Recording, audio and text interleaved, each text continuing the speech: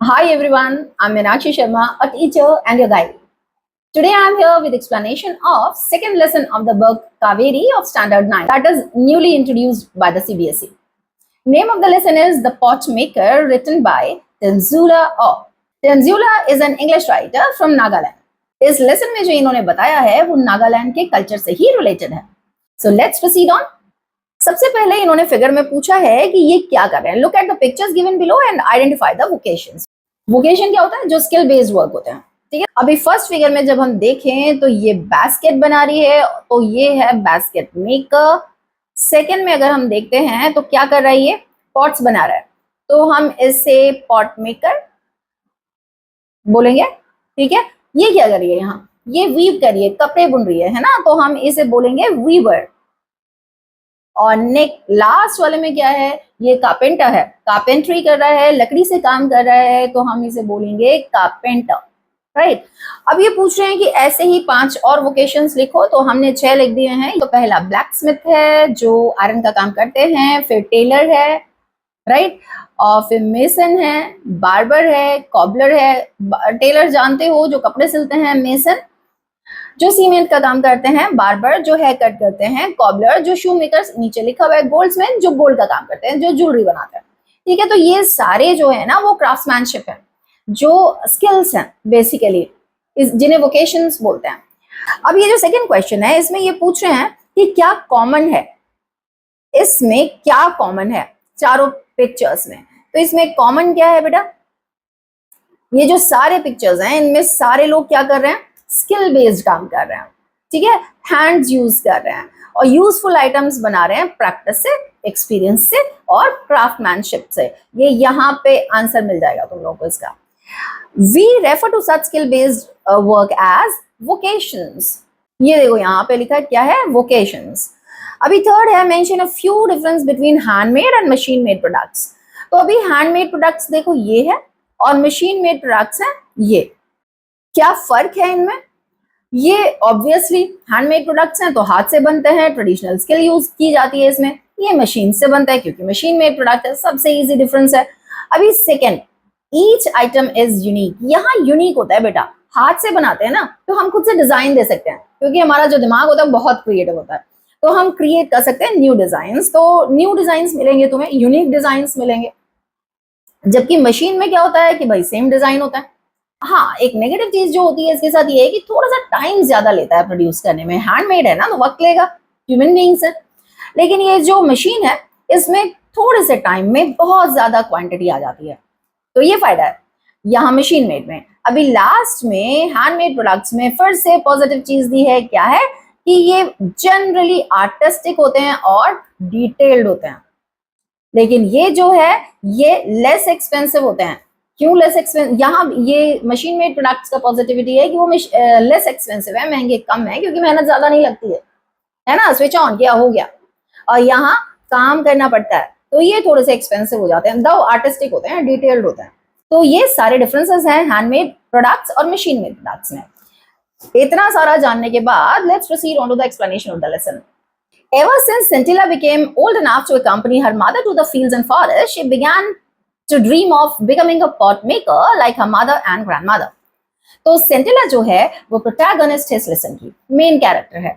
तो ये जो लड़की है सेंटिला, ये जब इतनी बड़ी हो गई कि अपनी माँ के साथ फॉरेस्ट और फील्ड्स जाने लगी, तो उसने तभी से सपना देखना शुरू किया पॉट मेकर बनने का, एग्जैक्टली अपनी मदर और ग्रैंड मदर की तरह. However, Erinla, her mother, wanted her to become a weaver. अभी ये देखो, सेंटिला तो प्रोटैगनिस्ट है. अब इसकी माँ का नाम क्या है? एरेनला. ये जो एरेनला है ना, ये बिल्कुल पसंद नहीं करती थी कि वो पॉट मेकर बने, वो चाहती थी कि वो वीवर बने. On days when she managed to stay at home while her parents went to the field, Scintilla approached expert potters to learn the skill. अभी उन दिनों में जब बाय चांस सेंटिला घर पे रह जाती थी, पेरेंट्स फील्ड गए होते थे, तो सेंटिला एक्सपर्ट पॉटर्स के पास चली जाती थी स्किल सीखने के लिए. वो क्योंकि पॉटर बनना चाहती थी, तो ऐसा होता है कि जब हम बहुत ज्यादा इंटरेस्टेड रहते हैं ना किसी में, तो खुद ही इनिशिएटिव लेते हैं, तो वो सीखना चाहती थी, तो वो एक्सपर्ट्स के पास चली जाती थी उन दिनों में. They were at first amused by the girl's insistence, as they thought that she would soon outgrow her childish passion for the craft. अब ये जो पेरेंट्स थे, amused means happy, तो ये जो पेरेंट्स थे ये बहुत ज्यादा खुश थे पहले तो, जब ये इंसिस्ट कर रही थी, रिफ्यूज कर रही थी कोई भी एक्सक्यूज और सीखना चाह रही थी पॉट मेकिंग, क्योंकि उन्होंने क्या सोचा कि ग्रेजुअली आउटग्रो मींस जैसे जैसे वो बड़ी होगी तो उसका इंटरेस्ट खत्म हो जाएगा। तो उन्होंने सोचा कि जैसे जैसे ये जो बड़ी होगी तो ये जो चाइल्डिश पैशन है ना इसका पॉट मेकिंग का, ये अपने आप खत्म हो जाएगा। तो ये पहले खुश थे।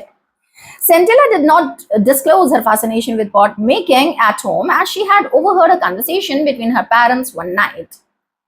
अब सेंटिला फैसिनेशन क्या होता है बेटा? Deep interest, keen interest. तो ये जो सेंटिला है इसने अपना इंटरेस्ट डिस्क्लोज नहीं किया था घर पे। क्यों? क्योंकि एक दिन इसने अपने पेरेंट्स का कन्वर्सेशन ओवरहियर किया था, सुन लिया था। Her mother was complaining about Scintilla's indifference to weaving, और इसकी जो माँ थी वो सेंटिला का जो इंटरेस्ट नहीं था ना, लैक ऑफ इंटरेस्ट था वीविंग की तरफ। माँ क्या चाह रही थी कि वो वीवर बने, तो वो कंप्लेन कर रही थी कि वीविंग की तरफ इसका कोई इंटरेस्ट ही नहीं है। अब उनके जो वर्ड्स है ना वो दिए हुए हैं। She said, I shall not teach her pot making as it has brought no joy to me and only a pittance for my troubles. तो वो बोल रही है कि मैं ना अपनी बेटी को, सेंटिला को, ये पॉट मेकिंग नहीं सिखाऊंगी, क्योंकि पॉट मेकिंग मेरी लाइफ में कोई खुशी लेके नहीं आया है, और जो भी मेरे ट्रबल्स थे, जो मेरे प्रॉब्लम्स थे, उसके लिए बहुत ही थोड़ा सा अमाउंट में अर्न कर पाई हूँ। तो मेरे जो ट्रबल्स थे वो तो कभी सॉल्व हुए ही नहीं, मैं अच्छी लाइफ नहीं जी पाई हूँ। The river bank where the grey and red clay required for making pots is found is 16 kilometers from here. और अब उन्होंने कहा कि वो जो रिवर बैंक जहाँ ग्रे और रेड क्ले मिलता है, जो किसके लिए जरूरी है? पॉट मेकिंग के लिए जरूरी है, वो इनके घर से 16 किलोमीटर है। I need to climb down a sheer drop to the river bank and my back aches from carrying the heavy load uphill all the way to the village. और वो बोल रही है कि मुझे क्लाइम डाउन करके जाना पड़ता है उस रिवर बैंक तक जाने के लिए, और वहां जाके मुझे वो कैरी करना पड़ता है हेवी लोड, वहां से क्ले लाना पड़ता है ना। अब देखो यहां से तो वो ड्रॉप पे जाएगी, लेकिन जब वो नीचे से क्ले लेके आएगी तब वो क्लाइम अप करेगी ना, तो उसमें तो जोर लगता है। तो वो कह रही है कि मेरा जो बैक है वो पेन करने लगता है। एक मीन्स पेन, तो बहुत ज्यादा दर्द करने लगता है। Pounding the stubborn clay inside bamboo cylinders to soften it is also tedious. Pounding means repeated beating. अब clay को soft करने के लिए उसे repeatedly beat करना पड़ता है ना। तो stubborn क्या कह रहे हैं? rigid। तो वो जो rigid सी clay जहां से ये river bank से लेके आती है उसे pound करना पड़ता है, beat करना पड़ता है उसे soft करने के लिए। और ये जो काम है ना वो बोल रही है बहुत ज्यादा टायरसम है। tedious means टायरसम, बहुत ज्यादा टायरसम है और बहुत ज्यादा बोरिंग है। So many times I've dropped the mold out of sheer exhaustion and have had to start all over again. Mould क्या है? जिसमें जो लिक्विड या सब्सटेंस डाला जाता है ना, वो कंटेनर। तो वो कह रही है कई बार ऐसा हुआ है कि वो जो मोल्ड है वो मुझसे गिर जाता है और पूरा का पूरा जो काम है, जो प्रोसेस है, वो मुझे दोबारा स्टार्ट करना पड़ता है। It takes months to bring out a batch of pots after so much labor। और वो बोल रही है महीनों लग जाते हैं एक बैच ऑफ पॉट्स निकालने में, और इतनी ज्यादा उसमें मेहनत लगती है। And the reward a few rupees। और कह रही है उसके एवज में हमें मिलता क्या है? बहुत थोड़े पैसे मिलते हैं। But if Centilla learns weaving, she can make much more money besides providing enough clothes for the family। लेकिन अगर सेंटिला वीविंग सीख लेती है तो वो बहुत ज्यादा पैसे कमा सकती है, और पैसे तो वो कमा ही सकती है, अर्न कर ही सकती है, बिसाइड्स वो फैमिली के लिए कपड़े भी बुन सकती है। अब वो वजह बता रही है कि पॉट मेकिंग से वीविंग क्यों अच्छी है। सबसे पहली वजह क्या बताई? कि उसमें बहुत ज्यादा अर्निंग हो सकती है, और जो ड्रेसेस है मींस फैमिली के लिए भी जो क्लॉथ है वो भी बन सकता है। फिर वो बोल रहे हैं कि ये जो weaving is not messy like pot making and can be done indoors in all seasons. दूसरा क्या फायदा है? कि वो बहुत ज्यादा मेसी नहीं है। देखो जब पॉट मेकिंग करते हैं तो हम किससे करते हैं? हम क्ले से करते हैं, तो गंदा होता है सारा, ठीक है। लेकिन वीविंग में ऐसा कुछ नहीं है, तो बोल रही है कि उतना मेसी भी नहीं होता है और इंडोर्स किया जा सकता है, बाहर जाने की जरूरत भी नहीं पड़ेगी। Also the time spent on weaving one shawl is much less than the return is handsome. और वो बोल रही है जो टाइम स्पेंड किया जाता है, फॉर एग्जाम्पल एक शॉल बनाने के लिए हम जो भी टाइम स्पेंड करेंगे उसके एवज में जो हमें रिटर्न मिलता है, जो हमें पैसे मिलते हैं, वो अच्छे खासे मिलते हैं, handsome money. Centilla continued her visits to watch the potters at work. Okay, तो वो जो कन्वर्सेशन वो उसने सुना था वो तो वहां खत्म हो गया, जहां उसने तारीफें की हैं कि वीविंग का क्या क्या फायदे हैं।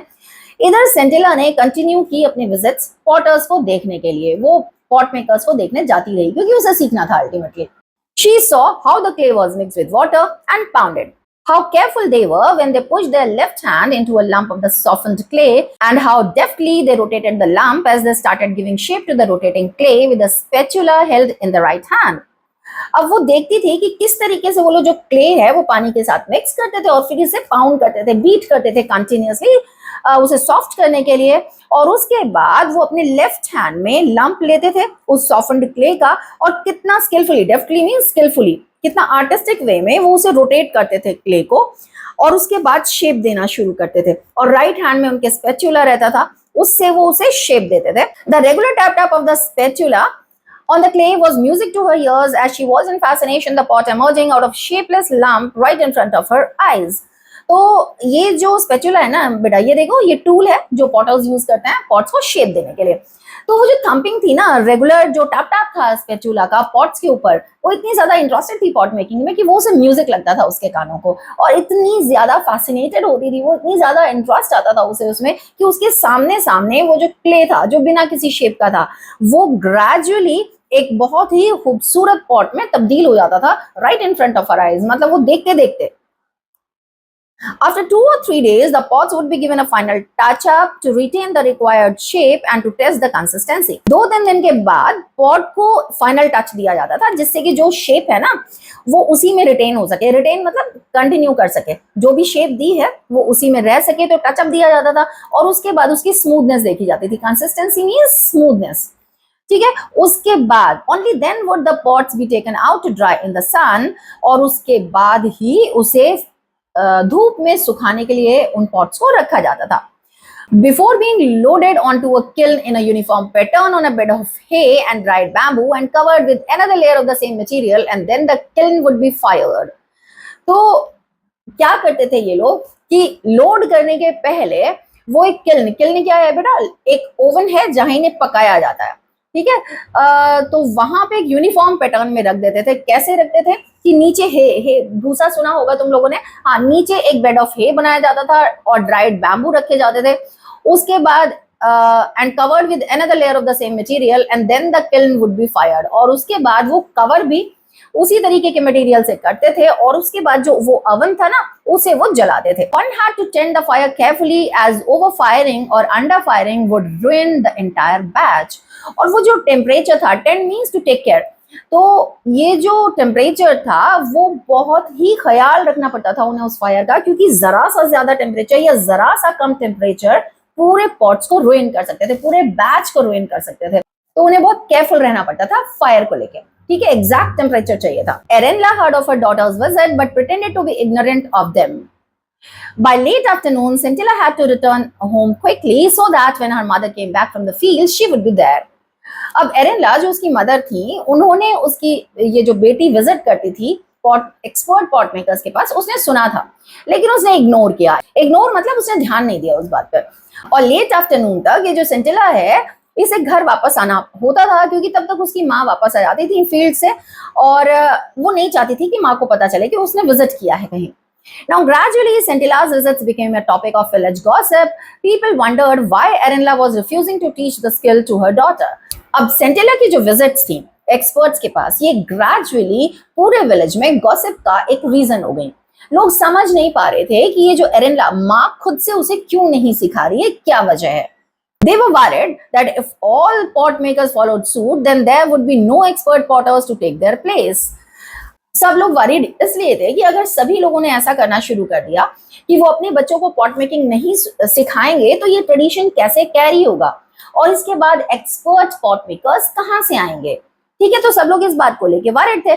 फॉलोड सूट मींस एक दूसरे को फॉलो करना. फॉर एग्जाम्पल अभी एरेनला नहीं सिखा रही है तो उसे देख के कोई और नहीं सिखाएगा, तो इसलिए वो लोग वरीड थे कि लोग फॉलो ना करने लगे, क्योंकि अगर सभी लोगों ने ऐसे फॉलो किया तो एक्सपर्ट पॉट मेकर्स नहीं मिल पाएंगे. One day, Scintilla's father Mesoba was summoned by the village council and asked to explain why Erinla was refusing to pass the skill to her daughter. और एक दिन क्या हुआ, सेंटिला के जो फादर थे, सेंटिला के फादर का नाम क्या था, मेसोबा. ठीक है. तो सेंटिला के जो फादर थे मेसोबा, उन्हें समन किया गया, विलेज काउंसिल ने उन्हें समन किया. समन मींस किसी को ऑर्डर करना, बुलाने के लिए. तो विलेज काउंसिल ने उन्हें बुलाया और उन्हें बोला कि एक्सप्लेन करो कि तुम्हारी जो वाइफ है एरेनला, वो क्यों रिफ्यूज कर रही है ये जो स्किल है पॉट मेकिंग की, ये पास करने के लिए तुम्हारी डॉटर को, यानी कि वो डॉटर को पॉट मेकिंग क्यों नहीं सिखा रही है? He replied in a humble tone, uncles and elder brothers, Erinla has never said that she will not teach our daughter pot making. It is only that we wanted her to grow stronger after her illness.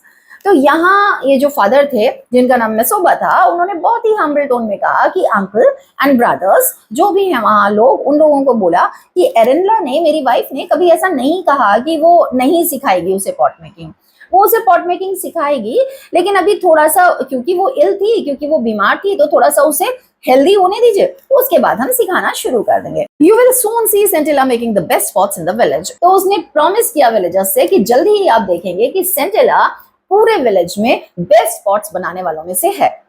After listening to Mesoba's explanation, the elders decided to let him go, cautioning him to remind Erinda that it was her duty to teach her daughter the skill that was handed down from generation to generation. अब ये जो explanation सुनने के बाद ये जो elders हैं, उन्होंने सोचा कि मेसोबा को वापस भेज देना चाहिए, और उन्होंने उसे सावधान किया कि एरिनला को याद करा दे कि वो उसकी ड्यूटी है कि अपनी डॉटर को ये स्किल वो सिखाए जो जनरेशन से चली आ रही है। They also told him that skills such as pot making, which not only catered to the needs of the people but also symbolized the tradition and history of the people, did not belong to any individual. और उन्होंने ये भी कहा कि ये जो skill है ना, जैसे pot making, catered means to provide someone, तो वो कह रहे हैं कि वो सिर्फ लोगों की जरूरतों के लिए ही नहीं है। ऐसा नहीं कि लोगों की जरूरतें पूरी करने के लिए ये स्किल सिखाई जाती है, बट ये सिंबलाइज करती है हमारा ट्रेडिशन और हमारे लोगों की हिस्ट्री, और ये किसी एक इंडिविजुअल को बिलोंग नहीं करती है। And experts were obliged to pass on their skills not only to their own children but also to anyone who wished to learn. और उन्होंने कहा कि एक्सपर्ट्स का कर्तव्य बनता है, ये उन्हें ऐसा करना चाहिए कि वो जो अपनी स्किल है वो सिर्फ उन्हें अपने बच्चों को नहीं सिखानी है, बल्कि कोई भी बंदा जो सीखना चाहता है उसे सिखानी चाहिए। मेसोबा went home and discussed the matter with Erinla. मेसोबा घर पहुंचा और उन्होंने पूरा का पूरा जो मैटर था वो एरिनला से डिस्कस किया, अपनी वाइफ से डिस्कस किया। Answer to these questions and all the questions in text and the questions that are given in back, including exercise, I have given the link in description box. You can click on it and get the answers. Okay, so we are proceeding on to the second part of the story. The following year, Erinla took Centilla to the river bank where the grey and red clay was found. अब next year एरिनला सेंटिला को लेके गई, क्योंकि उसे बोला गया था, तो वो रिवर बैंक पे लेके गई जहां ग्रे और रेड क्ले मिलता था। वो ग्रे और रेड क्ले जो पॉट्स बनाने के लिए मिलता था। She taught Scintilla how to dig the clay with the dough. अब डाउ एक इंस्ट्रूमेंट है मिट्टी डिग करने के लिए, ठीक है, तो उसने पहले उसे बताया सेंटिला को कि किस तरीके से क्ले डिग करेगी वो डाउ से। Loaded on her carrying basket and soak it in the straw in the work shed after stuffing it into the bamboo cylinder in the right proportion to pound it. और उसके बाद वो उसे सिखाया कि किस तरीके से वो उसे बास्केट में लोड करेगी, फिर उसे वो भिगोएगी ट्रो में, थोड़ा सा जो पानी होता है वहां उसे भिगोएगी और इसे स्टफ करेगी बैम्बू सिलेंडर में एग्जैक्ट राइट प्रोपोर्शन में। उसने उसे प्रोपोर्शन भी बताया कि किस तरीके से उसे सोक करना है, कितना, और उसे सिलेंडर में डालना है, और उसके बाद किस लिए उसे सिलेंडर में डालना है राइट प्रोपोर्शन में, जिससे कि पाउंड करने में थोड़ा सा इजी हो, बीट करने में थोड़ा सा इजी हो और पॉट्स बनाने के लिए सुटेबल हो। Scintilla was a quick learner and turn the clay into malleable dough. Malleable means जो शेप में आने में बहुत इजी हो जाता है, ठीक है। तो जो सेंटिला थी वो बहुत ज्यादा क्विक लर्नर थी और उसने बहुत जल्दी ही क्ले को मैलिएबल डो में कन्वर्ट कर दिया।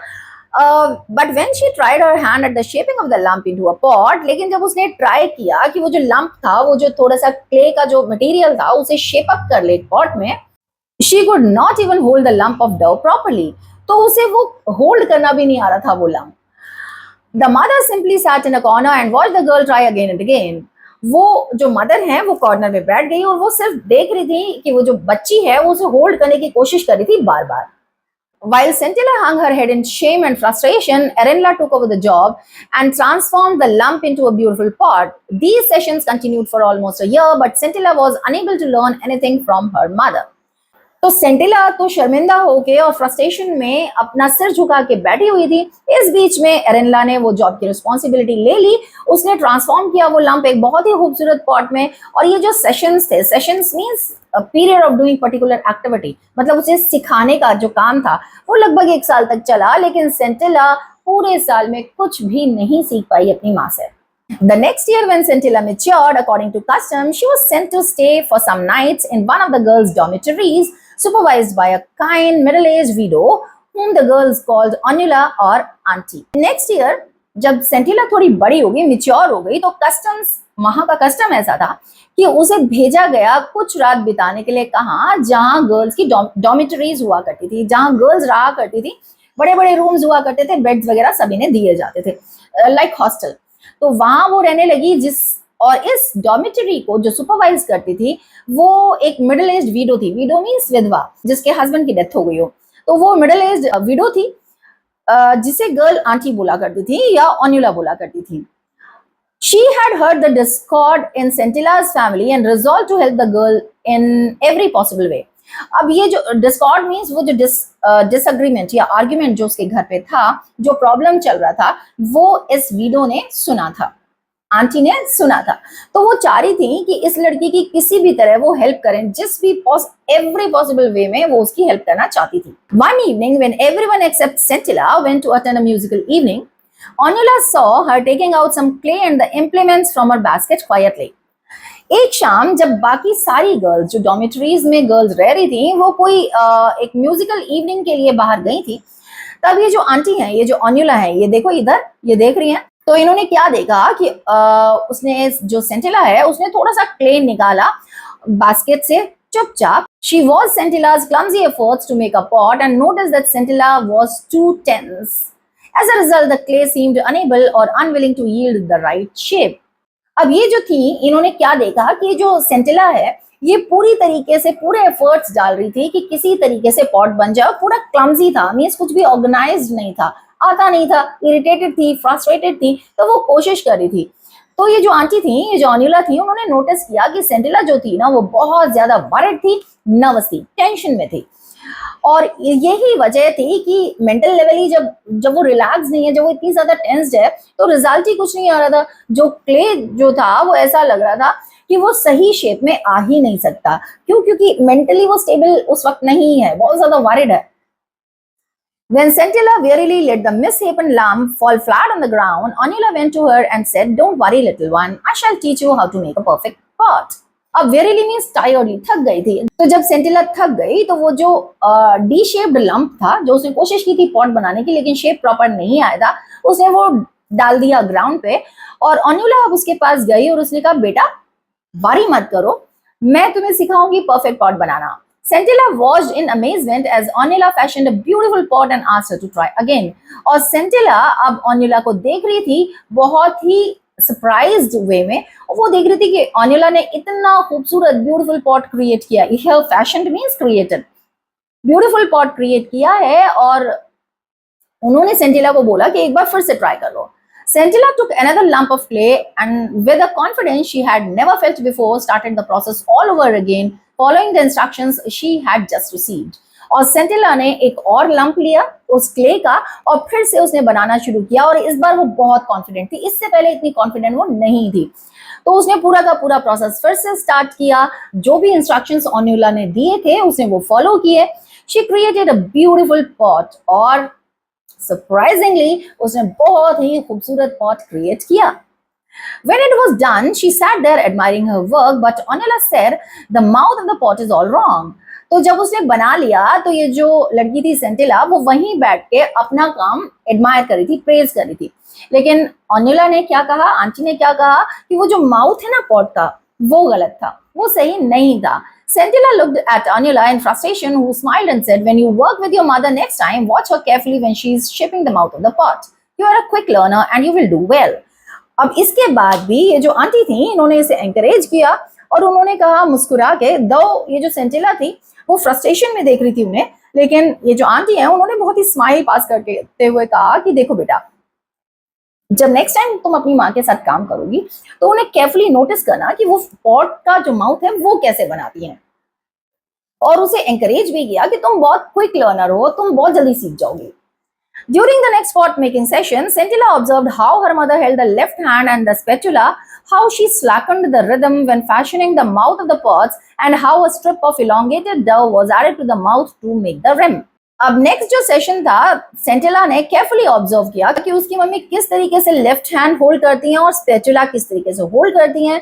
फिर उसके बाद वो रिलैक्स कर देती हैं रिदम, बहुत धीरे धीरे घुमाना शुरू करती हैं जब वो पॉट्स का माउथ बना रही होती हैं, और एक और जो स्ट्रिप अलग से लगाती हैं वो माउथ पे डो के उसका एक्सट्रीम एंड बनाने के लिए। रिम मींस जो एक्सट्रीम एंड होता है ना, जैसे ये पॉट है, फॉर एग्जाम्पल ये पॉट है तुम्हारा, तो यहाँ पे तुम लोग देखोगे ये शार्प नहीं होता है ना, अलग से बनाया जाता। तो ये जो एक्सट्रीम रिम है, ये बनाने के लिए वो क्या कह रही है कि वो रिदम को थोड़ा सा स्लो करती थी और एक एक्स्ट्रा स्ट्रिप लगाती थी। Then on a bright sunny day, Erinla told Scintilla that they should try to make as many pots as they could, otherwise they would not have enough days of sunshine to dry them.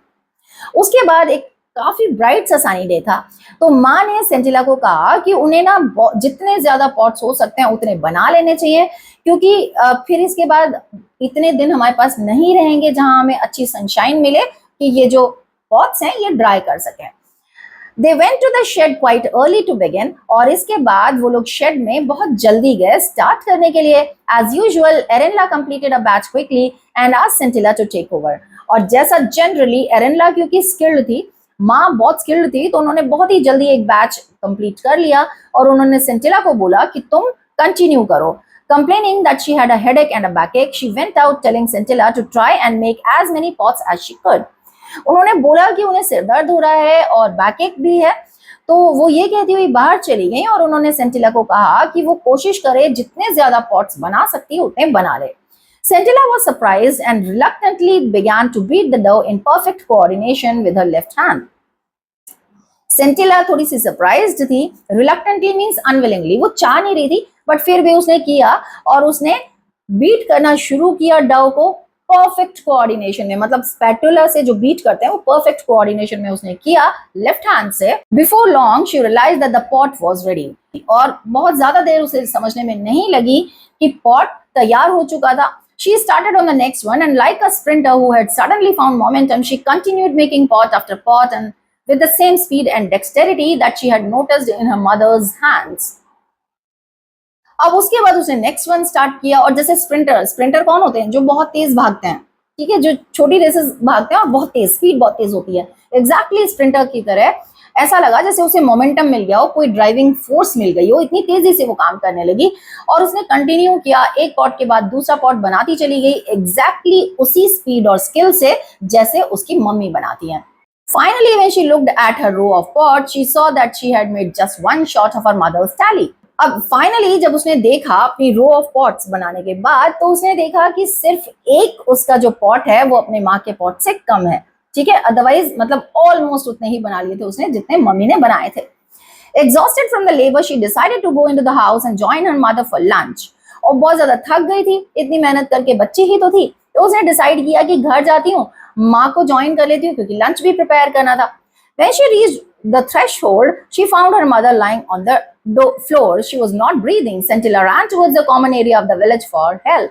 अब जैसे ही वो घर के entrance पे पहुंची, उसने देखा कि उसकी जो माँ है वो फ्लोर पे लेटी हुई है और सांस नहीं ले रही थी, सांस नहीं आ रहा था उन्हें, और इसीलिए सेंटिला भागी वो जो विलेज के कॉमन एरिया में, वहां लोगों को बुलाने के लिए, क्योंकि उसे हेल्प चाहिए थी। The villagers raced to the house and sent for Mesoba. Villagers घर की तरफ दौड़े और उन्होंने कॉल भेजा मेसोबा को बुलाने के लिए। When Erinla's body was being carried out of the house the next morning, Scintilla ran after it shouting, "Mother, I did not wish it to happen this way. It simply came to me. Please forgive me."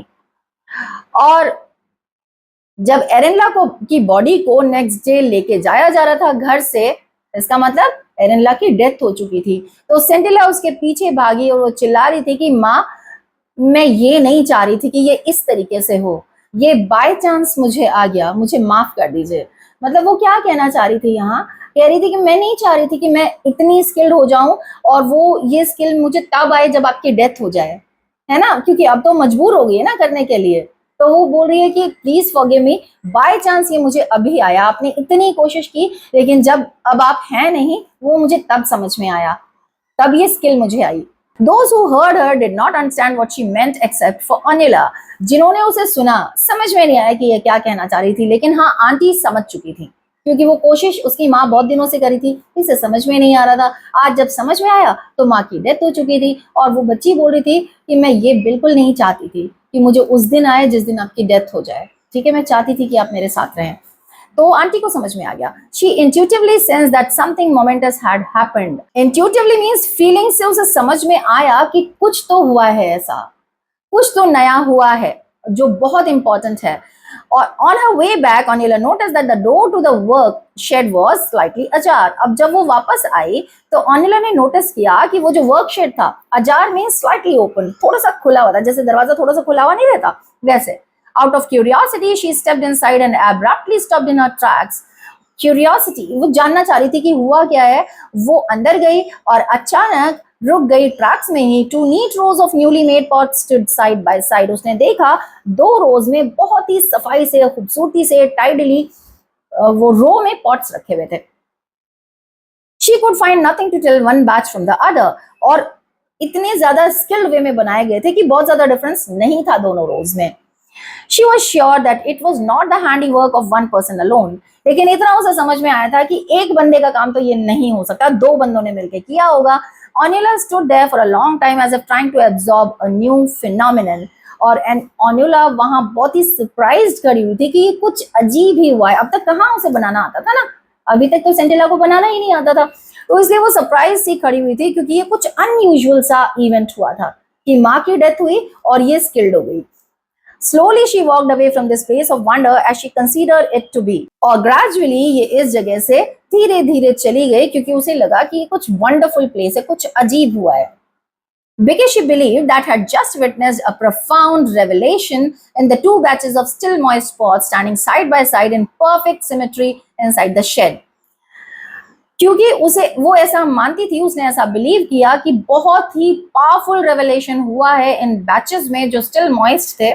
क्या देखो, एक तो उसकी माँ ने बनाया हुआ है ये वाला, और यहाँ जो उसने बनाया सिर्फ एक पॉटलेस है ना, तो वो दोनों मॉइस्ट हैं और ये कुछ अजीब हुआ था, अचानक से ये स्किल्ड हो गई थी, तो इसे बहुत ही वंडरफुल लग रहा था ये।